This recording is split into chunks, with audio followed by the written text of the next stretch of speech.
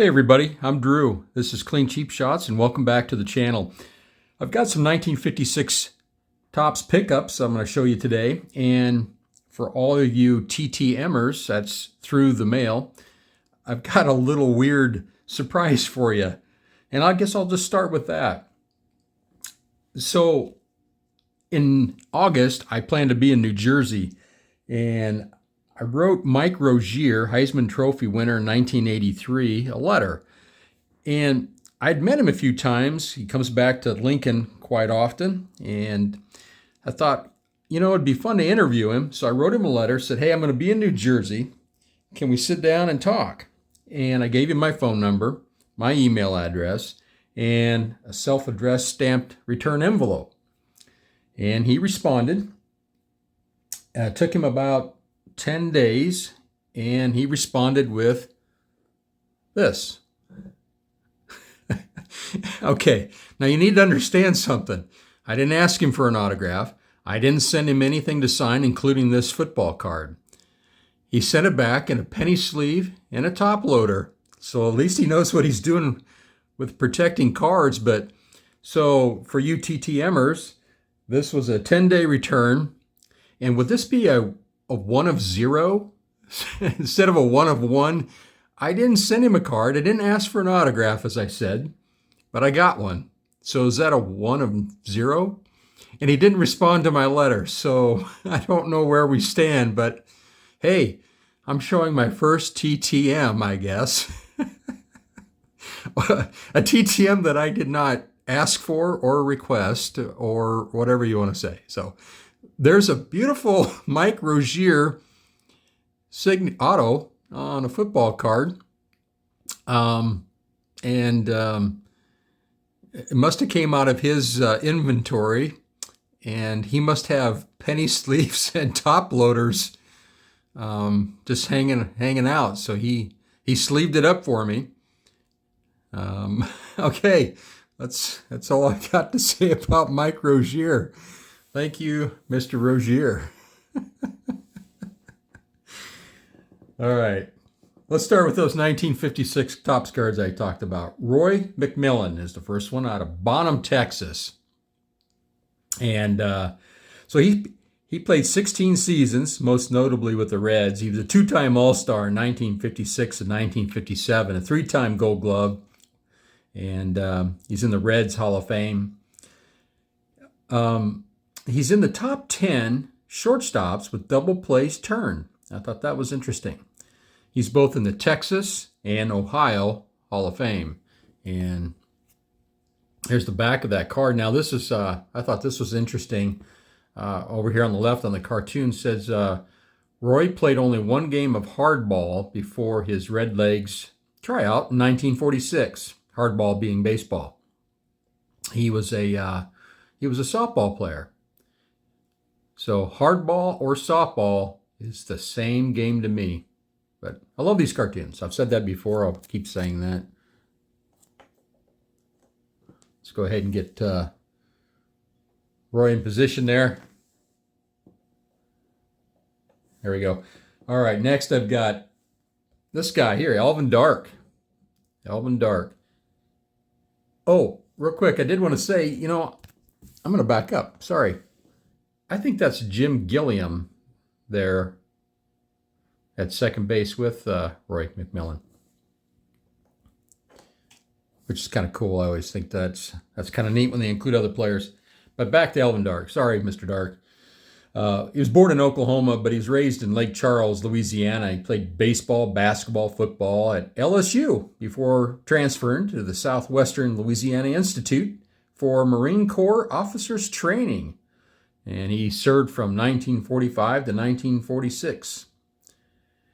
He was named the captain by manager Leo DeRocher for the New York Giants. He was drafted by the Philadelphia Eagles. I thought that was interesting as well. Again, an outstanding athlete in many respects, to include football. Most of you might know him as a manager from 1961 to 1977. But he was a three-time All-Star. So Mr. Dark was a two-time World Series champion in 1954 with the New York Giants. And again, in 1974, he was a manager for the Oakland Athletics. In 1948, he was Rookie of the Year for the Boston Braves. I thought this was an interesting anecdote. When he was manager, he once watered down the Giants' field so Maury Wills, he flooded the field so Maury Wills would have a hard time stealing bases. He did die in he died in 2014 from Alzheimer's. I thought this was also kind of interesting. I wanted to compare him to Phil Rizzuto a little bit. So his WAR is 43.9. Phil Rizzuto's is 42.2. He had 2,089 hits, and Phil Rizzuto had 1,588 hits. Phil Rizzuto had 38 home runs, and Alvin Dark had 126 home runs. I just thought that was kind of interesting. So Phil Rizzuto's in the Hall of Fame, as you know. Alvin Dark is not. Probably ought to get some consideration, I guess. He did have a lifetime fielding percentage of .959. So, and here's the back of that Alvin Dark.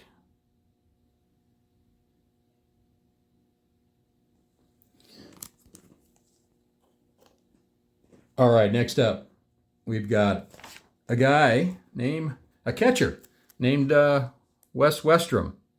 And he was out of Clear Brook, Minnesota. He played 11 seasons with the Giants, and he was just an outstanding defensive catcher.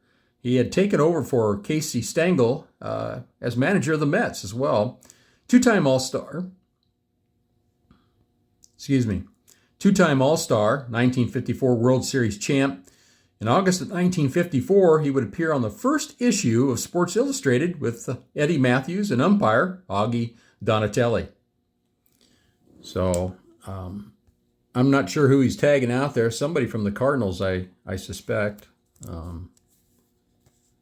Take it out of the sleeve here, and yeah, I don't know who that is exactly. And here's that back. Heads up, I'm coming through. There you go.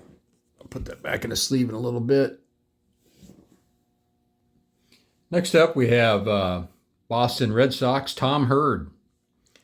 Now, Tom Hurd was born in Danville, Virginia, but his family moved to Cincinnati in 1941. He was a starting shortstop for the Ohio State Championship. At age 19, he volunteered for the United States Army, and he was part of the 435th Troop Carrier Group. He did spend that 3 seasons with the Boston Red Sox, and he died of cancer in 1982 at the age of 58. Here's the back with the cartoons.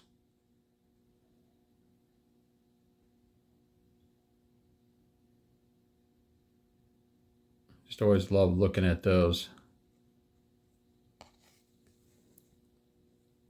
Oh, sorry, Mr. Hurd. All right, last one here is Jack Meyer, high number card, if I'm not mistaken. Philadelphia native, 7 seasons with the Phillies. He was second in Rookie of the Year voting in 1955. He was part of what was known as the Dalton Gang with Jim Owens and Turk Farrell. There was a lot of, many well-publicized off-the-field events, largely the result of a night of drinking. And so he kind of got labeled part of the Dalton Gang. He was only 34 years old when he died of a heart attack. And the back of the card here.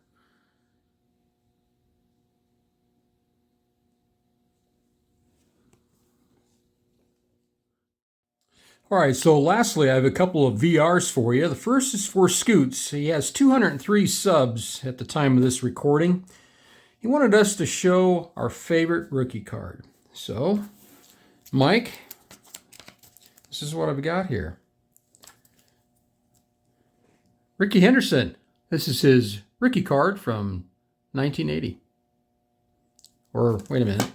Maybe it's this one. Wait a minute. Maybe it's this one. Oh, wait a minute. Maybe it's this one. Or is it this PSA 9? I'll go with this one. This is my favorite rookie card that I have in my personal collection. So there you go, Mike. So congratulations, Mike, on 200 subs. Great work. Keep it up. And I look forward to seeing what else you put out. The other VR is for Boston fan. And he wanted us to talk about what we might have picked up on a vacation. Now, he's got 409 subs. He's celebrating 400 subscriptions. So congratulations, Boston fan. I'm going to tell you straight away, I'm not qualified for the VR or for the prize that you're giving out. And it's not about me. It's about, supporting the community, and I want to support Boston fans. So the truth be told is that I have never picked up anything on a vacation that is a collectible that I can think of. And so I don't have anything to show, but I did want to say congratulations to Boston fan. Great job, and I look forward to seeing what else you put out. So with that, that's all I have for you today. So keep growing your collection, card farmers, and thanks for tuning in.